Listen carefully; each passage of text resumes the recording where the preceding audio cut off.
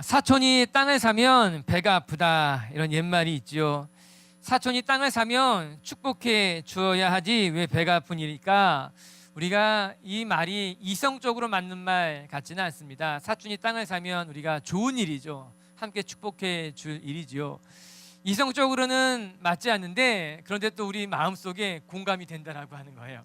사촌이 땅을 사면 배가 아프다, 어느 정도 공감 가는 부분이 조금 있는 것만 같습니다. 우리가 죄악에 이르는 7가지, 죽음에 이르는 7가지 죄에 대해서 묵상할 때, 오늘은 두 번째 시간, 지난주는 교만을 묵상했고 이번 주는 시기에 대해서 묵상할 차례입니다. 성경에 찾아보니 시기라는 단어가 몇 번 등장하는가? 총 38번 등장하게 됩니다.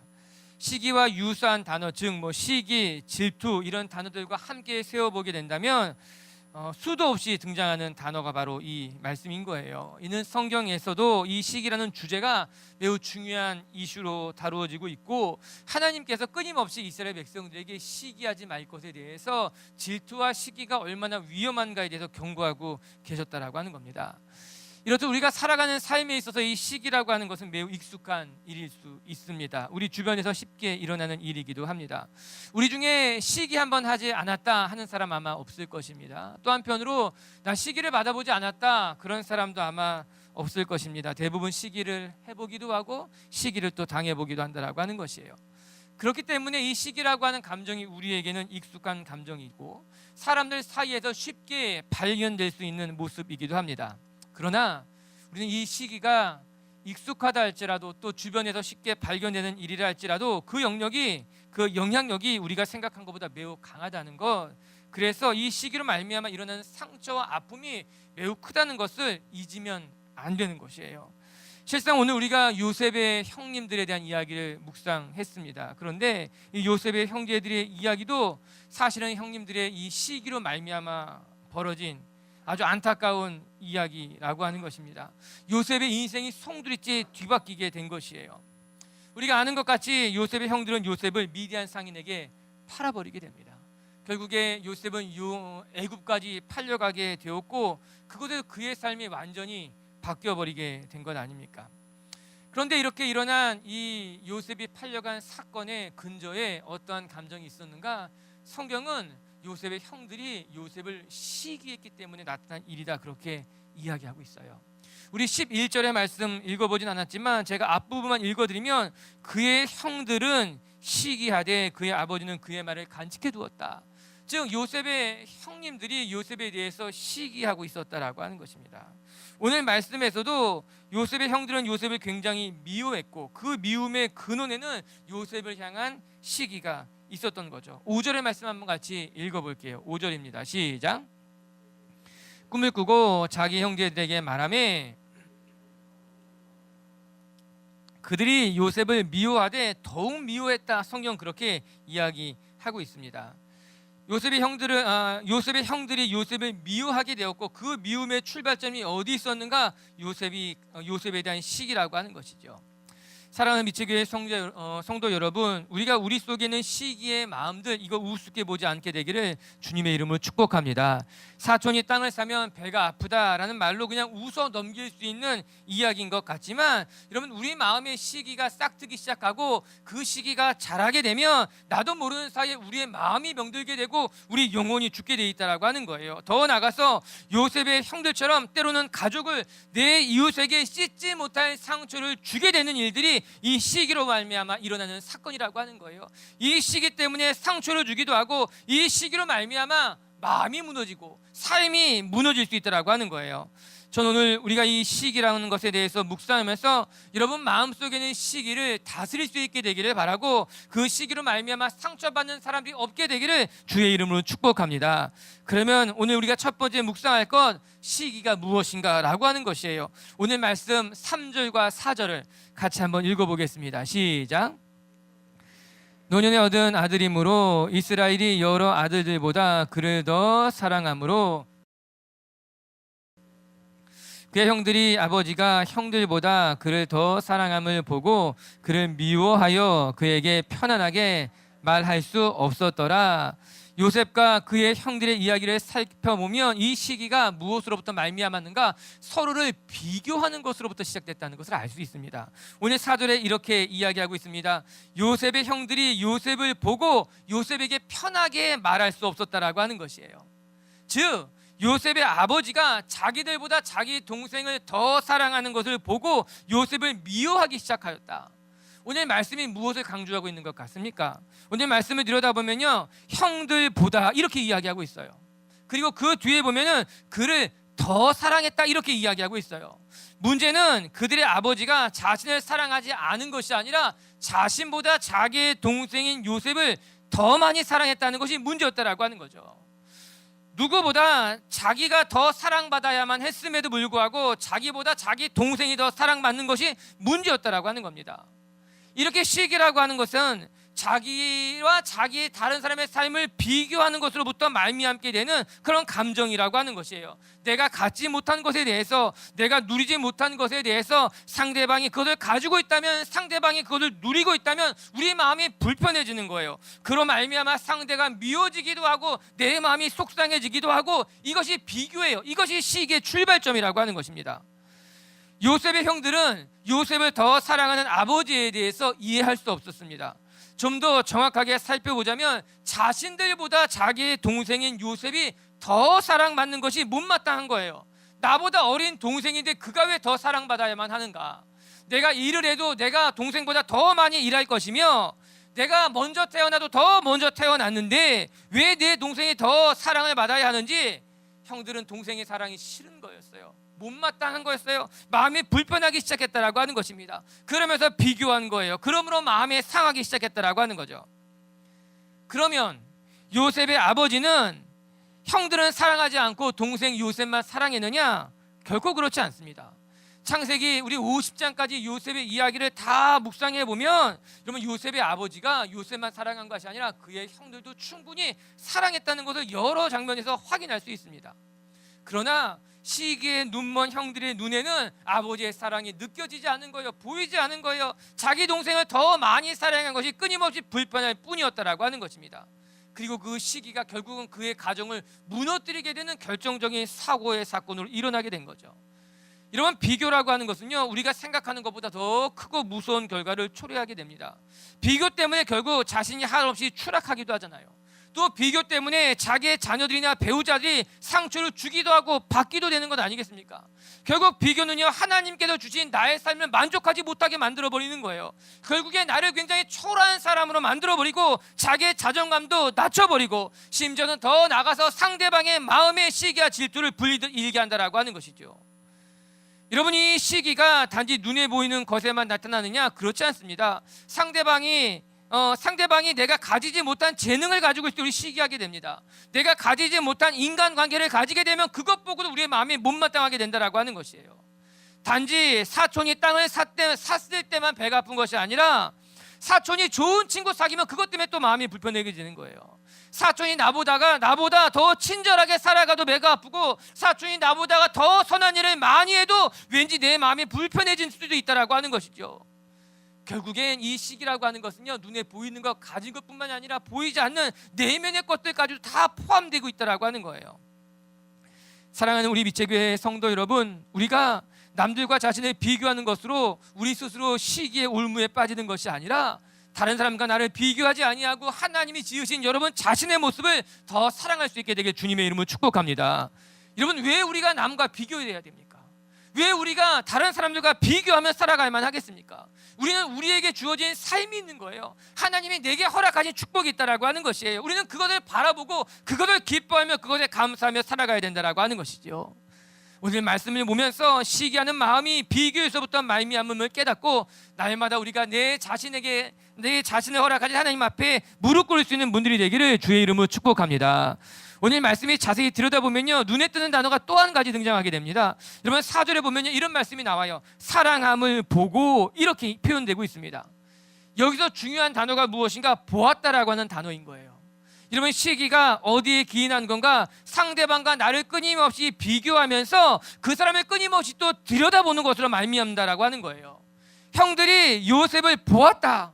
여기서 보았다라고 하는 것은요, 그냥 바라보는 것을 말하는 것이 아니라 형들이 요셉을 응시 주목하여 보았다라고 하는 거예요. 아버지가 동생을 더 많이 사랑하지는 않는지, 요셉에게 어떤 옷을 입혔는지, 요셉에게 어떤 대우를 하는지 형들이 요셉을 끊임없이 바라보았어요. 주시했어요. 그렇게 되니 자기 동생에게 편안한 말을 할 수가 없게 되었다고 말합니다. 안 보는 척하지만 곁눈으로 보는 거예요. 관심이 없는 척하지만 저 사람이 무엇을 입었는지, 저 사람이 어떤 삶을 사는지 계속해서 바라보는 것, 그것으로 말미암아 우리 마음 가운데 비교, 시기, 질투가 쌓이기, 쌍나기, 자라기 시작한다는 거죠. 시기라는 단어가 영어로 보면 envy예요. 이 단어가 어디에서부터 말미암았는가? 라틴어를 찾아보게 되면요, 보다 응시하다라는 단어에서 이 부러워하다라는 단어가 만들어졌다, 파생됐다, 그렇게 이야기하게 되더라고요. 저 사람이 무엇을 가졌는지 들여다보는 것에서부터, 저 사람이 나보다 무엇이 다른지 바라보고 응시하는 것에서부터 우리 마음에 어려움이, 불편함이, 아니 시기와 질투가 만들어진다라고 하는 거예요. 사무엘상은 그것을 잘 보여줍니다. 사무엘상 18장 9절의 말씀을 같이 한번 읽어봐요. 시작. 사울이 다윗을 주목하였다. 시기와 질투심에 사로잡힌 사울이 다윗을 그날 이후로 주목했다는 거예요. 여러분, 그 눈빛을 상상해 보시기 바랍니다. 다윗이 골리앗을 죽이고 승전보를 부르며 돌아왔을 때 사울은 곱지 않은 눈으로 다윗을 바라보기 시작했어요.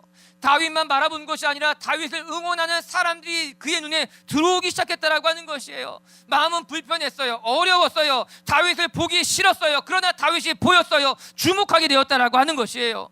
그 눈빛은 시기였고요, 그 눈빛은 분노로 이어졌다라고 하는 거예요.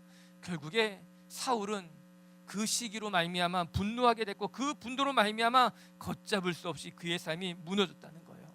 다윗을 죽이지 않고는 견딜 수 없었어요. 아니, 다윗을 죽인 것이 아니라 스스로 몰락하게 된 것 아니겠습니까? 이렇게 우리가 남들을 들여다보면서 비교하게 되는 건 결국 그것이 우리를 시기로, 올무로 빠뜨리는 것이며 우리를 무너지게 하는 것, 내가 초라하게 되는 것이에요. 상대방이 이유 없이 밉게 되는 거예요. 생각하기도 싫고 그런 관계가 되는 것이죠. 가만히 생각해 보니까요, 여러분, 우리가 지난주에 교만에 대해서 첫 번째 묵상했잖아요. 이게 두 가지가 연결이 되더라고요. 여러분, 교만이 무엇이라 그랬습니까? 교만이란 스스로를 최고의 자리로 올려놓는 거예요. 내가 최고야, 내가 제일 잘났지, 나만한 사람이 어디 있어, 나는 존경받고 존중받아야 돼 라고 자기를 최고의 자리로 올려놓았지만, 시기는 그렇게 최고의 자리로 올라간 우리를 한순간에 한없이 추락시켜버리는 거예요. 내가 최고인 줄 알았는데, 아니 내가 최고가 되어야만 했는데, 아니 난 최고라고 말했는데, 어느 한순간 비교해보니, 그 사람을 응시해서 바라보니 내가 초라해 보이고 한없이 못나 보이고, 그래서 땅 아래로 추락해버리는 것이죠. 비교하는 상대방이 밉고 그렇게 절망 속으로 빠져들어가게 되는 것. 여러분, 이 교만이요, 우리를 최고의 자리로 올라갔다가요, 시기가요, 한순간에 우리를 한없이 초라한 인생으로 떨어져 추락시켜버린다라고 하는 거예요. 가만히 보니 이게 사단의 전략이 아닐까. 우리를 교만하게 만들어서 한없이 높은 곳에 올라두었다가 다른 사람들과 비교하게 해서 우리를 한순간에 무너뜨려버리는 것, 이게 무섭구나. 사람이 넘어지는 것이, 올무에 걸리는 것이 쉬운 일이구나. 우리가 이 시기를 묵상함에 있어서 정말 조심해야 될 것은, 여러분, 이 시기는 가까운 사이에서 일어난다라고 하는 거예요.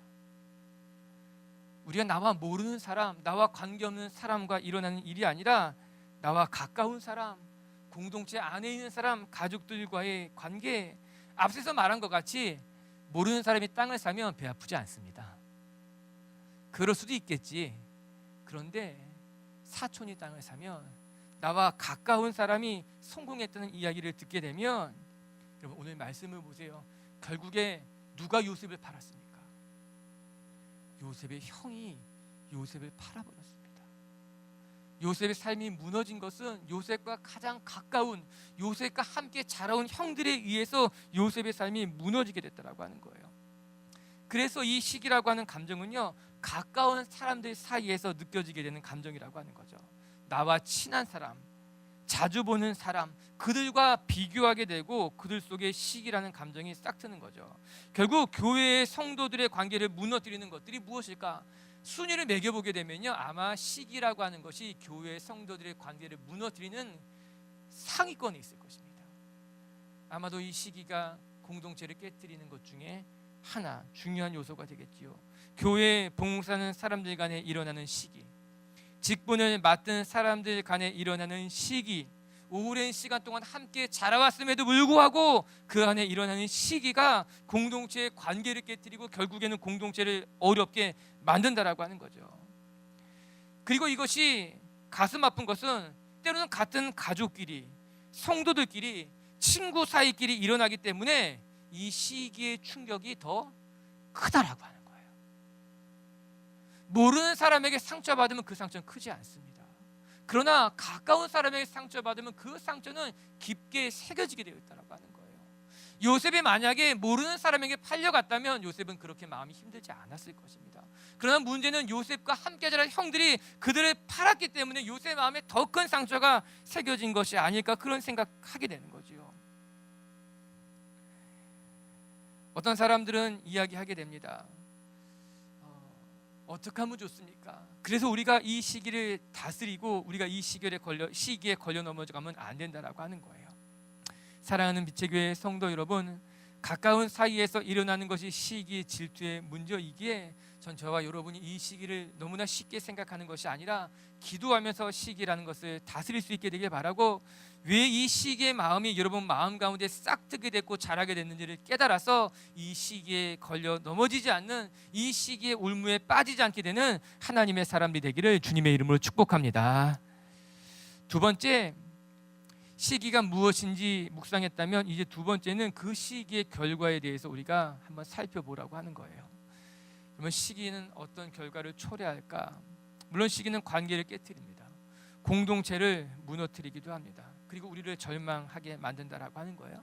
그런데 여기서 우리가 한 걸음 더 생각해 볼 것은, 여러분 시기는요 우리의 영혼까지도 무너뜨리는 그런 참 안타까운 일을 만들어 버린다는 거죠. 잠언을 한번 우리가 살펴볼게요. 14장 30절 말씀인데 같이 읽어봅니다. 시작. 육신의 생명이나 시기는 뼈를 썩게 하느니라. 평온한 마음은 우리에게 생명이 되고 기쁨이 되고 위로가 되지만 시기와 질투는 우리의 뼈까지도 상하게 합니다. 내가 뼛속까지 시려, 이런 거 경험해 보셨죠? 내가 뼛속까지 아파, 우리 이런 말 흔히 하기도 합니다. 얼마나 가슴 아픈 말이겠습니까?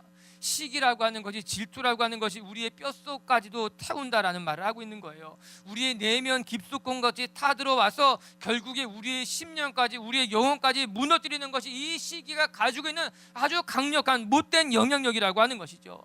사람들은요 시기를 대수롭지 않게 생각하는 경향이 있어요. 그냥 내가 다른 사람을 좀 부러워하는 것 뿐인데, 목사님 시기하지 않는 사람이 어디 있겠습니까? 그냥 시기하는 마음이 누구에게나 있는 것이에요. 이 정도로 생각해서 시기를 방치하기도 합니다. 또 어떤 사람들은요 이 시기하는 마음을 즐기기도 하는 사람들이 있어요. 서로 한담을 하면서 말하는 거죠. 다른 사람을 욕하면서 시기를 즐기는 사람도 있다라고 하는 것이에요.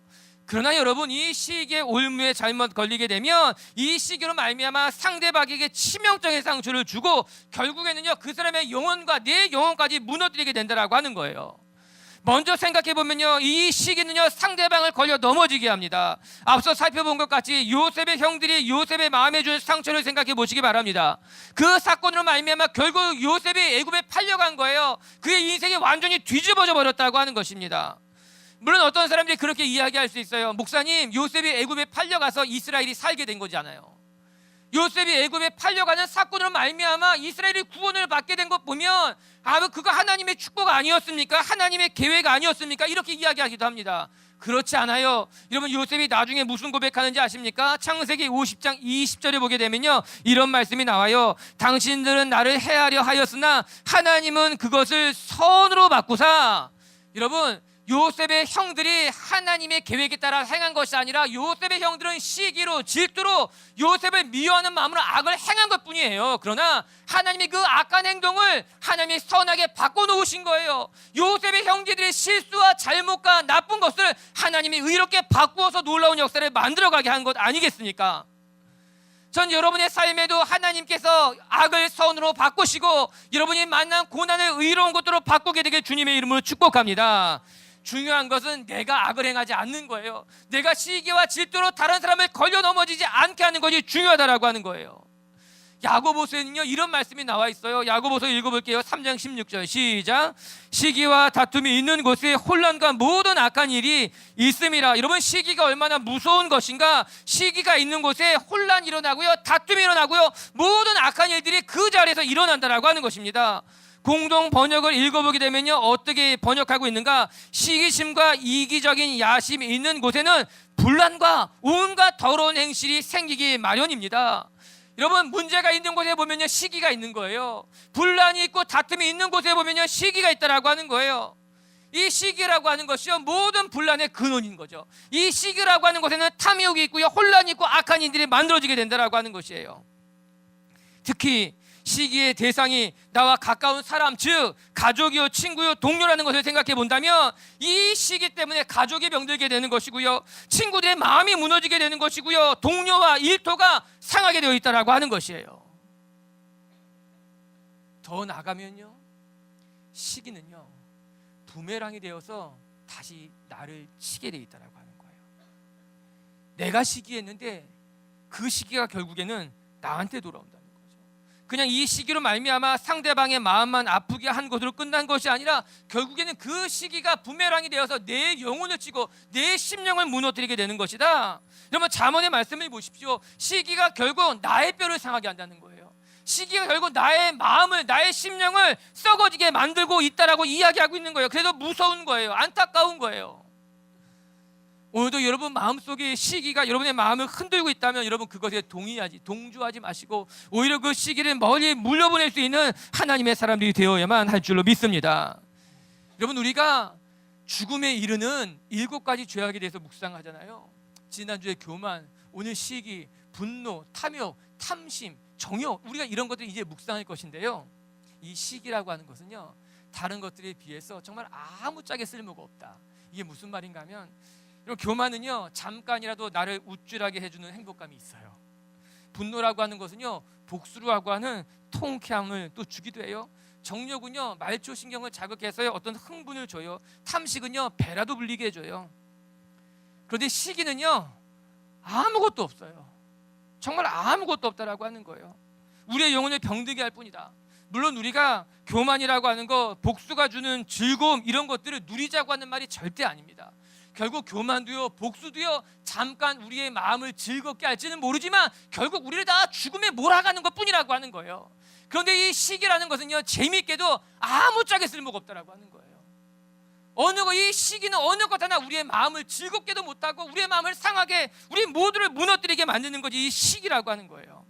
우리 인생에 아무런 유익도 없고 아무런 쓸모도 없는 것이 시기. 그러나 이 시기만큼 우리 곁에 가까이 있는 것이 어디 있을까? 저는 오늘 여러분들이 이 시기라고 하는 유혹, 이 시기라고 하는 올무에서 벗어나 더 자유롭게 여러분의 삶을 하나님 앞에 올려드릴 수 있는 하나님의 사람들, 여러분 시기가 얼마나 무서운지, 우리의 마음과 영혼을 병들게 하고 모든 관계와 공동체를 깨뜨린다는 것을 기억하고 시기를 멀리할 수 있는 분들이 되기를 주의 이름으로 축복합니다. 그러면 세 번째, 우리가 그럼 어떻게 이 시기의 굴레에서 벗어날 수 있을까? 따라하세요. 첫 번째는요, 멈춰야 합니다. 멈춰야 합니다. 제가 오늘 설교 준비하면서요 아멘이 안 나올 것을 각오했어요. 시기를 말할 때 누가 아멘 할 수 있을까? 아무도 아멘 안 할 것이다. 베드로 사도가 우리에게 준 교훈이 한 가지가 있습니다. 우리 한번 같이 베드로전서 2장 1절을 읽어볼게요. 시작. 악독과 모든 기만과 외식과 시기와 모든 비방하는 말을 버리고, 오늘 베드로 사도는 시기하는 그들에게 무엇이라 권면하는가? 버리라 이야기하고 있는 거예요. 조금도 주저없이 너희 마음 가운데 시기와 다른 악한 것들이 일어나거든 그걸 가차없이 버려버리라고 하는 거예요. 여러분, 쓰레기를 버릴 때 주저하는 사람들은 아무도 없을 것입니다. 냄새나는 것, 더러운 것, 아무짝에 쓸데없는 쓰레기를 버릴 때는 우리는 과감하게 버려버린다라고 하는 것이에요. 맞아요. 우리도 주저없이 버려야 되는 거예요. 우리 마음 가운데 시기하는 마음이 든다면, 질투하는 마음이 든다면, 내 마음이 다른 사람들과 비교하는 마음이 든다면요, 우리는 그것을 갖지 말고, 그것에 물을 주지 말고, 내 안에 시기하는 마음이 일어났다면 그것을 버리는 거예요. 품으면 안 돼요. 그것에 물을 주면 안 돼요. 그것을 바라보면 안 된다라고 하는 것이에요. 다시 말하면 멈추라고 하는 것이에요. 시기하는 마음이 내 마음에 들어올 때 우리는 스탑해야 되는 거예요. 내가 누군가한테 시기하고자 하는 말을 이야기하고자 했을 때 그런 자신을 발견하게 되면 시기하는 말을 멈춰야 된다라고 하는 것이에요. 그것이 우리에게 필요하다라고 하는 것이에요. 여러분, 우리가 서로 도와주는 것이 또 공동체 안에 필요할 거예요. 우리 공동체 안에 시기의 사건이 일어나고 누군가가 누구를 시기하고 있다면, 여러분, 이 시기라고 하는 것이 결코 혼자서는 감당할 수 없는 문제라면 우리는 공동체 안에서, 가족 안에서 서로가 서로를 도와주는 것이 마땅하다라고 하는 것이죠. 누구가 시기하는 마음이 일어났다면, 아니야, 그러면 안 돼, 멈추라고 이야기해야 된다라고 하는 것이에요. 누군가가 시기하는 말을 내게 이야기한다면 우리가 그 말에 동조하는 것이 아니라, 정말 그렇지, 맞장구를 쳐주는 것이 아니라, 아니, 멈춰야 돼. 그 시기가 너의 영혼을 죽일 수 있을 거야. 그 시기가 나도 죽일 수 있고 우리의 공동체, 우리 가족을 죽일 수 있다는 것을 알아야만 돼. 그 누군가가 우리에게 시기의 말을 한다면, 시기의 마음을 가진 것이 모인다면 우리는 기도해야 되는 거예요. 그 사람을 위해서 그가 그것을 멈출 수 있도록 우리는 이야기해 줘야 돼요. 아니야, 우리 그렇게 하지 말자. 시기는 우리 모두 죽는 것이야. 시기를 우습게 보면 안 된다고. 우리가 그렇게 멈출 줄 아는 것이 필요하다라고 하는 것이에요.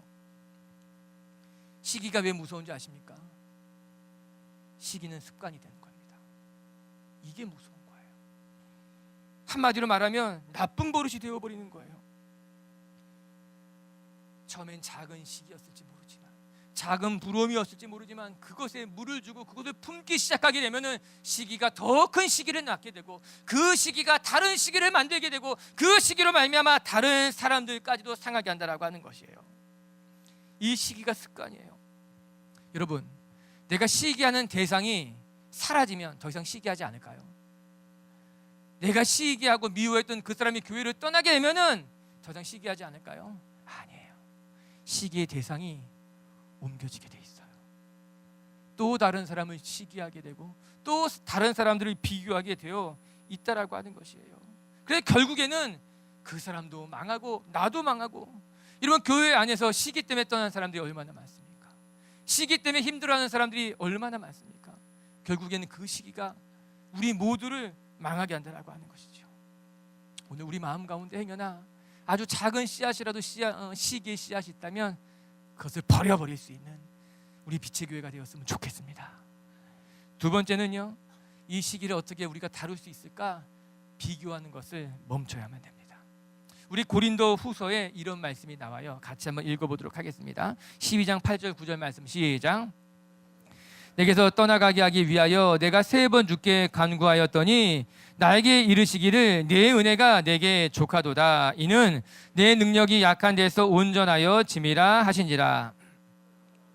크게 기뻐함으로 나의 여러 약한 것들을 대하여 자랑하리니 이는 그리스도의 능력이 내게 머물게 하려 함이라. 바울이 자신의 연약함을 놓고 간절히 기도했다 이야기합니다. 그것도 무려 3번이나 동일한 기도 제목을 반복해서 기도했다라고 하는 것이에요.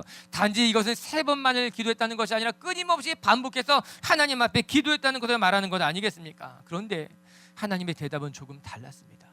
하나님이 간절히 기도하는 바울을 바라보며, 바울아, 내 은혜가 너에게 족하다.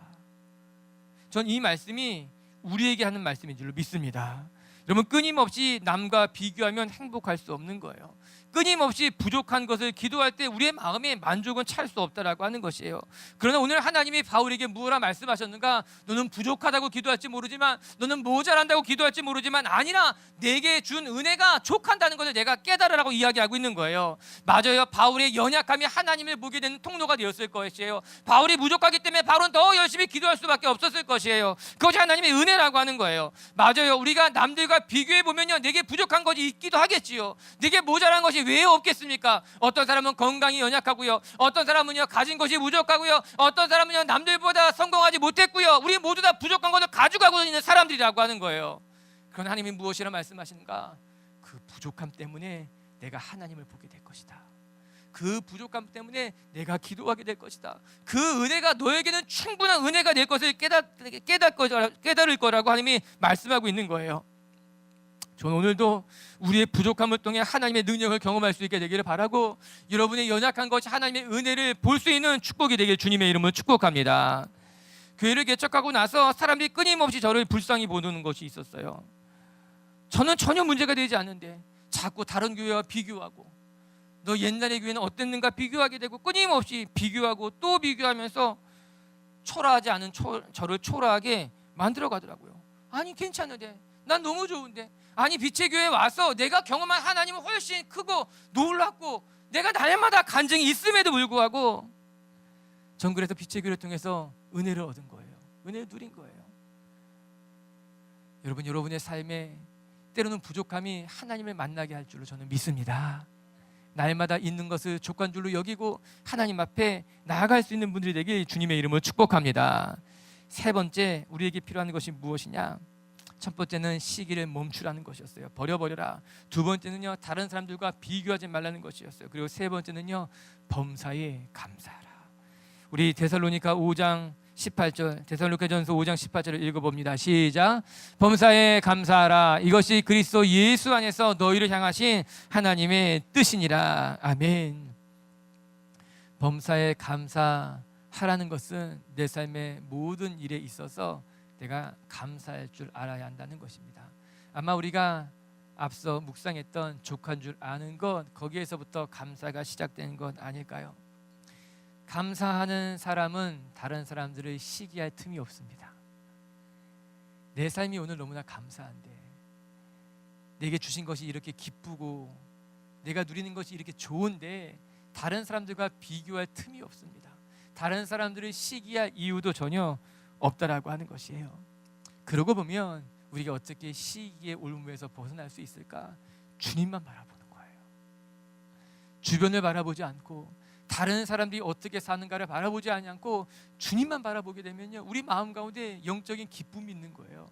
우리 마음 가운데 감사가 있는 거예요. 하나님 때문에 내가 살고 있구나, 이 마음이 깨달아진다라고 하는 것이에요. 그래서 전에는 감사의 이유가 있었지만 이제는 모든 것이 감사해지는 거예요. 아침에 일어난 것이 감사하고요, 식사할 수 있는 것이 감사하고요, 오늘 하루 아무런 사고 없이 잠자리에 들 수 있는 것이 감사하고요, 눈을 감았을 때 잠드는 것이 감사한 거예요. 모든 것이 감사한 거예요. 우리 마음이 충만해지는 거죠. 부족한 것이 없는 거죠. 다른 사람들과 비교할 이유가 전혀 없게 된다고 하는 것이에요. 그래서 우리가 시기에 대해서 묵상하면서 우리가 결국에는 만족하는 것, 감사하는 것, 이것이 우리가 이 시기의 올무에서 벗어나는 일이구나. 오늘도 우리 빛의 교회 성도 여러분, 여러분이 시기의 종이 되는 것이 아니라 시기와 질투의 올무에 걸려서 여러분의 마음을 상처 주고 이웃을 상처 주는 것이 아니라 그 시기를 다스리고 버려버릴 수 있는 우리 하나님의 성도들 되시기를 주님의 이름으로 축복합니다. 여러분 기억하시기 바랍니다. 시기는요, 우리가 생각하는 것보다 훨씬 더 무서운 결과를 초래한다라고 하는 것이에요. 요셉의 형들이 시기로 말미암아 요셉을 팔아버린 것처럼 전 우리가 이 시기를 우습게 보지 않고 정말 지혜롭게 대처하는 것으로 말미암아 여러분이 하나님 앞에 부끄럽지 않은 삶을 살아가게 되기를 주의 이름으로 축복합니다. 첫 번째 시기는 무엇인가? 다른 사람들과 비교하는 것에서부터 시작된다라고 하는 거예요. 전 여러분이 끊임없이 남들과 비교하며 불평하며 살아가는 것이 아니라 늘 하나님 앞에 무릎 꿇고 감사하는 하나님의 사람들이 되기를 주의 이름으로 축복합니다. 두 번째 시기는 부메랑과 같아서 결국에 내 영혼을 상처 주고 나를 무너뜨리는 것이라는 것을 기억하시기 바랍니다. 이 시기는요, 가까운 사람들로부터 말미암는 것도 기억하시기 바랍니다.